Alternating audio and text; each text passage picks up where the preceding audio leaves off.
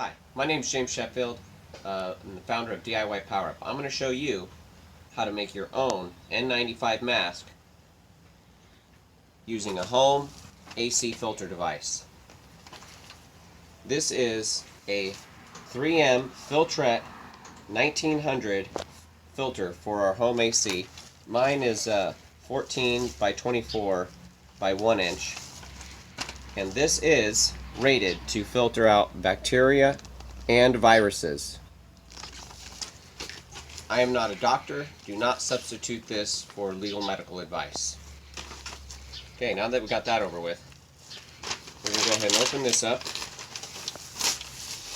And we are going to need several things, mostly household items. I have a tape measure. You could also use a ruler. I have a level I'm going to use as a straight edge, which you could also use the ruler for. I've got a pencil, a 54-inch shoelace, a metal object. I've got a nail through a piece of wood because I can heat up this nail and it won't burn my fingers with the wood as an insulator. I've got scissors and a heat source. You could also use a stove, or if you've got a soldering iron, or a blow dryer for your hair, something to heat up that nail, or some other sort of pointy object that is maybe about an 1/8 inch wide that you don't eat with. Okay, we're gonna melt the filter material. We're gonna melt a hole in it so we can fit our shoelaces in. First, we're going to pull off the filter material. We're going to open it up. It's glued to each side, and then part of the filter is actually glued to the frame. So the frame is glued to the filter, and it's a little bit of a pain, but it's not too bad. So I'm just going to pry on both sides of the metal mesh here, which we're going to discard when we're done. And you just want to be careful not to really shred your filter material. We're trying to mostly get this filter out unscathed. Now this 14 by 24 filter, once we've separated it, it's kind of in an accordion shape, and when we stretch it out, the 14 by 24 is going to turn into actually somewhere around 70 by 23.5.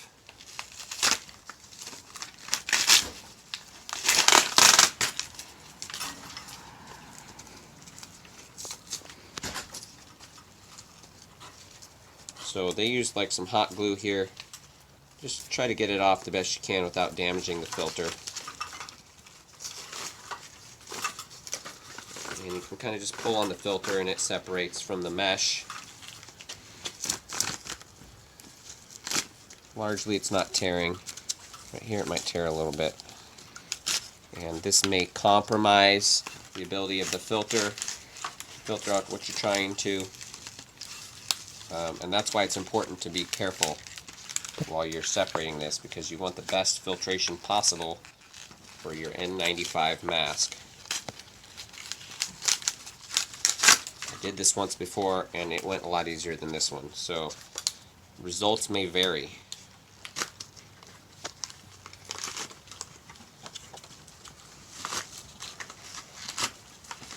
So with the amount of filter that you get out of this, the filter we're going to cut off of here is about 7 inches by 8 inches, and total it should give you about 30 masks that you can make out of this.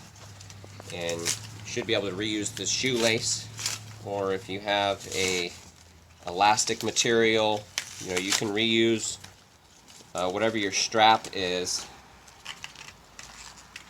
And I just poked myself, I'm bleeding a little bit. That didn't happen the first time.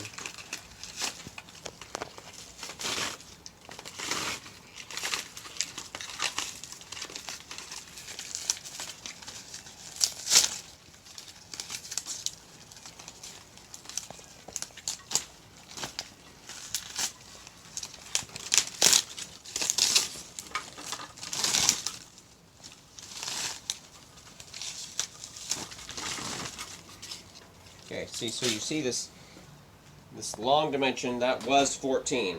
The long dimension was 14. Now it's somewhere around 70. Okay, so there's still a little bit of glue on the corners here. I'm just going to gently pull that off. Again, we want to have the best filtration possible, so we want to keep as much of this fibrous material here as possible. The filter, it tells you there's a directional airflow, but when you're wearing this on your face, you're going to be breathing in and out. You're going to be breathing both directions, so in my opinion, it really doesn't matter which way this is facing. I tried it both ways. It feels about the same either way. Okay, got a little bit more on the other side.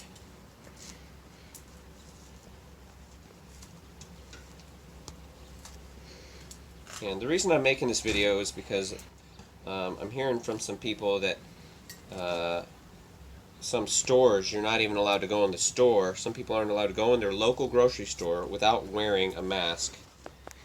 And now the Surgeon General is even making videos telling you how to make one out of cloth at home. You can look that up if you like. But that's not nearly as good as the N95 type material that we're going to use to produce this mask. So when we're done, it's going to look something like this one. And it's just going to cup our face. I feel like it filters, it seals really well around my chin and my nose, on the bridge of my nose. And so here's the part where we just kind of burn a hole through on both sides. And we'll lace the shoelace through there, and it just works pretty seamlessly. So we're going to take this material, and we're actually going to cut it to be, where's my number here, 7 by 7 3/4. So 7 3/4 is wide. Okay, so 7 3/4 wide.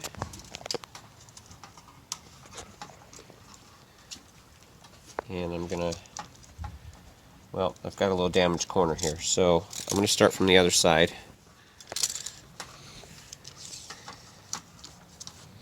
Seven 3/4. I'm gonna mark it with the pencil.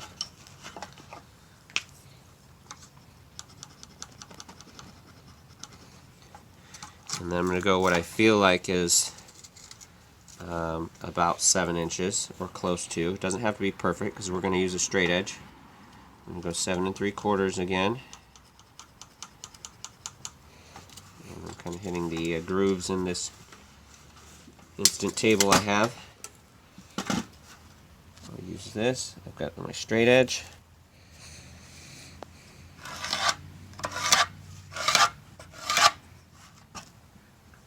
Okay. And then I have 7 inches this way, and that'll put us right on this groove right here, about where I stopped anyway. And now you've got an accordion that you can just cut along the lines.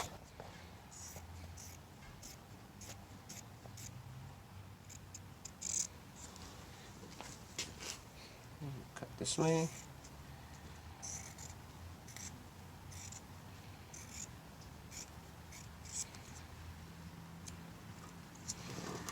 Okay, I have this. I'll get rid of these extra little debris. Hot glue from manufacturer.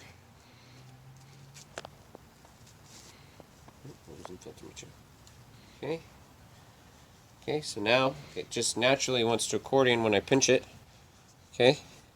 So I'm going to take the end here. The end's not quite even. I'm just going to cut that off, just because I'm anal retentive.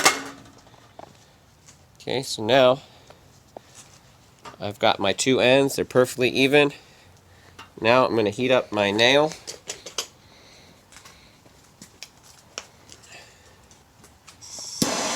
Doesn't take very much. It doesn't even have to be glowing.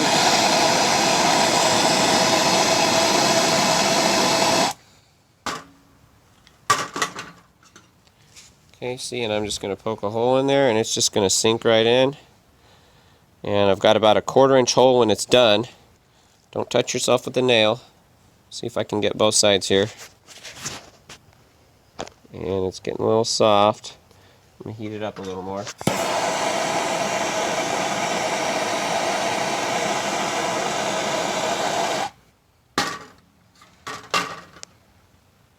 And it just sinks right in. On the other side, make sure you don't burn yourself. Look, it's a heart shape. Oh. Okay. Now, thread the shoelace in one side. And then that same side, we'll thread it back the other way. And now we'll make the lace even on both sides.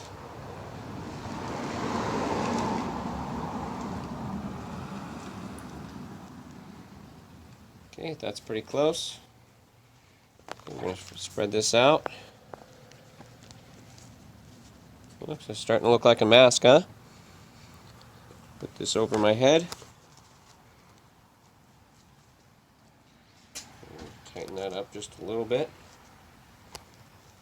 Put it over my ears, actually over the top of my head. And then I just tie it in the back. Just like I tie my shoes. You can do it tighter if you don't like it, or looser if you don't. And now I have an N95 mask. It's easier than it looks. Don't forget to hit that subscribe button. My name's James Sheffield of DIY Power Up, signing out.